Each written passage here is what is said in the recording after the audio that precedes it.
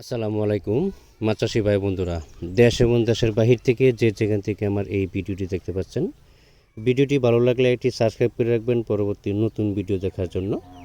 আজকে আমি আলোচনা করব 2026 সালের নতুন বছরের ভিয়েতনামি কই মাছের পোনা সম্পর্কে। যারা ভিয়েতনামি কই মাছের পোনা চাষ করতে আগ্রহী অতি দ্রুত আমাদের সাথে যোগাযোগ করতে পারেন। আমরা সুলভ মূল্যে ভিয়েতনামি কই মাছের পোনা বিক্রি করতেছি। ভিয়েতনামি কই মাছের চাষ করার একটা নিয়ম আছে। প্রথমে আপনাকে পুকুরে যে চার পার আছে, চার পারে নেডিং ফিট করতে হবে। এটা হলো এক নম্বর কাজ, গুরুত্বপূর্ণ কাজ হলো এটাই, নেডিং ফিট করতে হবে। দ্বিতীয় হলো পানির যে পরিমাণ, এটি ঠিক রাখতে হবে। পরিমাণ যদি বেশি হয়ে যায় বা কাঁচার ডুবু ডুবু হয়ে যায়, তাহলে আপনার মাছ কান্তা বের হয়ে চলে যেতে পারে। পানির পরিমাণটা ঠিক রাখতে হবে। 4 ফিট বা 4.5 ফিট এরকম রাখলে সবচেয়ে ভালো হয় পানির পরিমাণটা।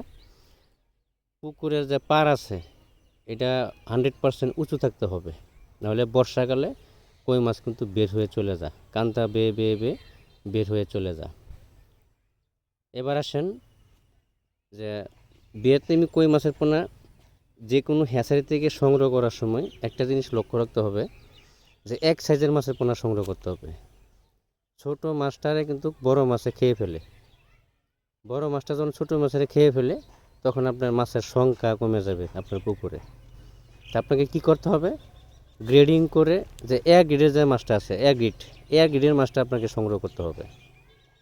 তাহলে আপনার মাছের সাইজ পাবেন। 15-20 বা 17-20, 16-20, 18-20 এরকম মাছ হলে হবে না। 19-20 মাছের পোনা সংগ্রহ করতে হবে, তাহলে আপনার মাছের মানসম্মত ভালো হবে, এক সাইজের মাছের পোনা পাবেন। তো আজকে এই পর্যন্তই, সকলেই ভালো থাকবেন। আল্লাহ হাফেজ। কথা হবে পরবর্তী ভিডিওতে। ভিডিওটি ভালো লাগলে এটি সাবস্ক্রাইব করে রাখবেন।